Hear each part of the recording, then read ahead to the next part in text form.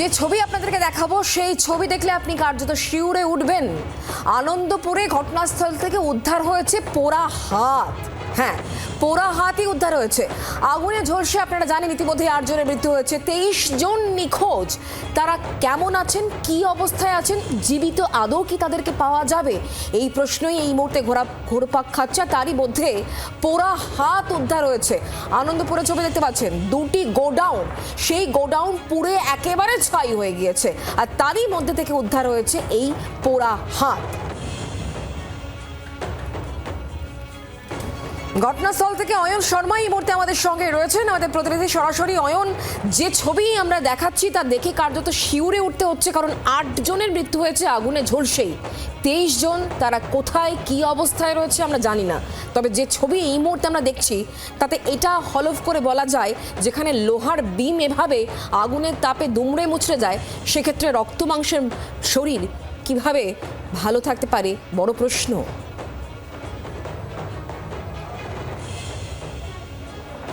একেবারে শুক্লা, যে এই ছবি রীতিমতো বিচলিত করবে দর্শকদের।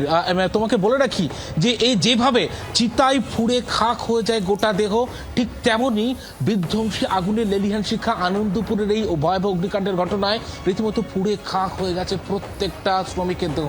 যে জায়গাটিতে আমি রয়েছি, আমার চারপাশে এভাবেই হাড় ছড়িয়ে ছিটিয়ে রয়েছে। যে ছবি আমার চিত্রসাংবাদিক তুলে ধরার চেষ্টা করছে, সেটা হয়তো সরাসরি ক্যামেরায় একেবারে স্ক্রিনে দেখানো সম্ভব নয়।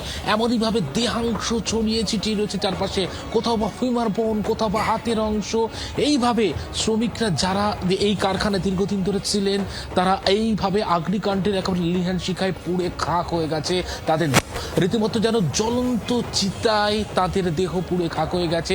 সেই ছবি প্রত্যেকটা কোনায় কোনায় ফুটে উঠছে। তার রীতিমতো ভয় ধরাবে, এবং সরাসরি এই ছবি হয়তো দেখাও যাবে না। চারপাশে আতঙ্ক একটা চেহারা তৈরি হয়ে যাবে। এখনো পর্যন্ত ফরেন্সিক আধিকারিকরা এই সমস্ত দেহাংশগুলো, পোড়া হাড়, তারা কিছুটা অন্তত উদ্ধার করতে পেরেছেন, কিন্তু এখনো বিভিন্ন যে 2টি গোডাউন রয়েছে, সেই গোডাউনের মধ্যে এইভাবে চারপাশে হাড় ছড়িয়ে ছিটিয়ে রয়েছে, দেহাংশ ছড়িয়ে ছিটিয়ে রয়েছে, এবং ঝলসানো যে দেহগুলি 8টি দেহ ইতিমধ্যে উদ্ধার করা হয়েছে। কিন্তু এখনো কত না এইভাবে যে এই স্ট্রাকচারগুলো রয়েছে বিধ্বংসী আগুনের জেরে দুমড়ে মুচড়ে গিয়েছে, তার তলে আর কত না দেহ এইভাবে আটকে রয়েছে, তা কিন্তু ইতিমধ্যে ফরেন্সিক আধিকারিকরা এবং পুলিশ আধিকারিকরা তারা রীতিমতো তথ্য অনুসন্ধান করছেন। এখনো পর্যন্ত প্রায় 2 ঘন্টা হয়ে গিয়েছে, এখনো ফরেন্সিক আধিকারিকরা মূল যে জায়গা থেকে আগুনের লেলিহান শিখা গ্রাস করেছিল, সেখানেও আরো শ্রমিকরা ছিলেন, সেখানেও কিন্তু এইভাবে দেহাংশ ছড়িয়ে ছিটিয়ে রয়েছে। সেই জায়গা থেকে দেহাংশ সংগ্রহ করছেন ফরেন্সিক আধিকারিকরা, তার নমুনা সংগ্রহ করছেন ফরেন্সিক টেস্ট করা। অর্থাৎ বুঝতে পারছো, একটা রীতিমতো শ্মশানের চেহারা, চারপাশে চিতার মতো যেভাবে দেহগুলি পুড়ে খাক হয়ে যায়, ঠিক এইভাবেই আনন্দপুরে এই জায়গায় দাঁড়িয়ে চারপাশে পুড়ে খাক হয়ে গেছে প্রত্যেকটা দেহ। এবং যে জায়গাটিতে আমি দাঁড়িয়ে রয়েছি, একটা ছবি দেখায় তাৎপর্যপূর্ণ। দেখতে পাচ্ছ এই যে তালা আমার হাতে, যখন আগুন লেগেছে সেই সময় কিন্তু তালা খোলারও সময় নেই, কোনোভাবে খোলা যাচ্ছে না। সেই তালা অবস্থায় ছটফট করছেন চারপাশে, অন্যদিকে আগুন জ্বলছে, পুড়ে খাক প্রত্যেকটা দেহ। রীতিমতো বের হতে না পেরে চারপাশে যে শ্রমিকগুলি ছিলেন, তারা রীতিমতো এইভাবে পুড়ে গিয়েছেন। এবং পোড়ার পর যখন আগুন নিভেছে, চারপাশে শুধুমাত্র ছড়িয়ে ছিটিয়ে রয়েছে, মনে হচ্ছে যেন একটা শ্মশান, একটা চিতার চারপাশে ছড়িয়ে ছিটিয়ে রয়েছে, এইভাবে দেহাংশ ছড়িয়ে ছিটিয়ে রয়েছে। সেই ছবি বুঝতেই পারছি অয়ন, তুমি আমাদের সঙ্গে থাকো। বিভৎস ছবি। গত শনিবার মাঝরাতে আগুন লাগে এবং তারপর কিন্তু বেশ কয়েক ঘন্টা ধরে দমকল কর্মীরা আগুন নেভানোর কাজ করেছেন, কিন্তু তারপরে ধ্বংসস্তূপে যে ছবি এই মুহূর্তে আপনারা দেখতে পাচ্ছেন, তা দেখে কার্যত শিউরে উঠতে হচ্ছে, কারণ চারিদিকে দেহাংশ ছড়িয়ে ছিটিয়ে রয়েছে।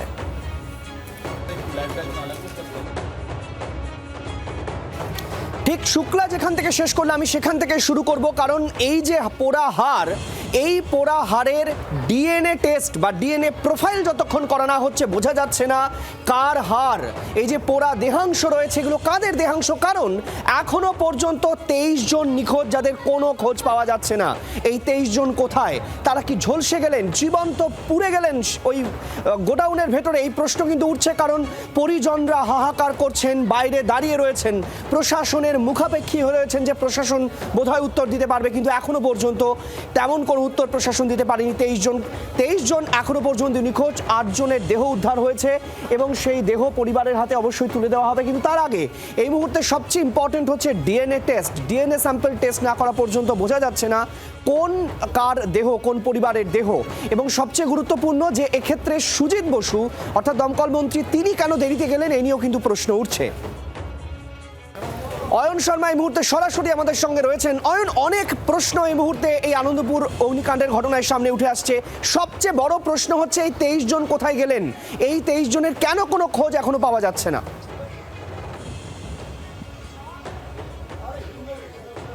একেবারে দেখো, সেটা কিন্তু সব থেকে বড় প্রশ্ন। ইতিমধ্যেই তুমি যে বিষয়টা বলছিলে যে রাজ্যের দমকল মন্ত্রী তিনিও ঘটনাস্থলে এসেছিলেন, চারপাশে বিভিন্ন জায়গা থেকে একেবারে সরজমিনে গোটা ঘটনা খতিয়ে দেখেছেন, এবং যারা ফরেন্সিক আধিকারিকরা যেমন রয়েছেন তার পাশাপাশি দমকল আধিকারিকদের কিন্তু প্রয়োজনীয় নির্দেশ তিনি দিয়েছেন। কিন্তু একটা বড় প্রশ্ন কিন্তু ইতিমধ্যে উঠতে শুরু করেছে, এইভাবে যে বৃহৎ একটা কারখানায় সেখানে পরিপূর্ণ ফায়ারের লাইসেন্স ছিল কিনা, এবং তারপর কিভাবে জলা জমির ওয়েটল্যান্ডের উপরে এইভাবে বৃহৎ দেখতে পাচ্ছ আমার চারপাশে যে স্ট্রাকচার দেখে একটা বড় অংশের একটা কারখানা তারা একেবারে পুড়ে খাক হয়ে গিয়েছে। ফরেন্সিক আধিকারিকরা রীতিমতো হাপিত্তেশ করছেন, কারণ এত বড় এরিয়া তারা সকাল থেকে বিভিন্ন জায়গা থেকে নমুনা সংগ্রহ করছেন, কিন্তু এই যে জায়গায় এখনো পর্যন্ত যাদের খোঁজ নেই, কবে তাদের খোঁজ মিলবে? ইতিমধ্যেই পুরসভার তরফ থেকে ডেমোলিশন যে গ্যাং, সেই ডেমোলিশন গ্যাং তারা এসছেন।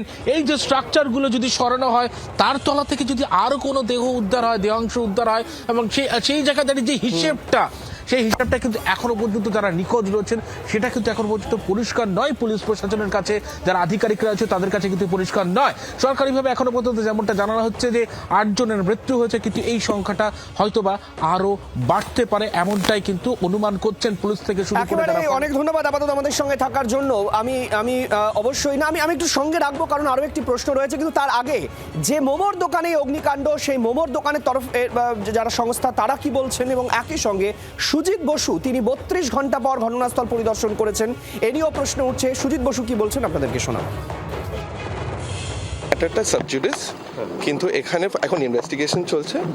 আমাদের তরফ থেকে আমরা যা করতে পারি, যখন দরকার হবে আপনারা একটুখানি জানতে পারবেন। বাট এখানে কোনো ইললিগাল বা ওরকম বেআইনি কোনো জিনিস ছিল না। ফায়ার অডিট এখানে হয়েছে কি হয়নি এটা আমি এক্ষুনি বলতে পারবো না, কিন্তু ফায়ার অডিট আমাদের হয় প্রতি মাসেই। ফায়ার অডিট আমাদের ডিপার্টমেন্ট থেকে হয়, এবং অন্যান্য ডিপার্টমেন্টও আমাদের সঙ্গে যুক্ত থাকে। এখানে এফআইআর হবে, শুধু তাই না, এনকোয়ারি হবে, এফআইআর হবে, এবং অনেক মানুষ এখানে পাওয়া যাচ্ছে না, তারা লিপিবদ্ধ করেছে আমাদের কাছে, কিছু উদ্ধার হয়েছে। পুরো জিনিস এক্ষুনি বলতে পারবো না, পুলিশের বিষয়টা দেখছে, পুলিশ সেটা বলবে। বাংলার আওয়াজ, বাঙালির আবেগ, জি 24 ঘন্টা।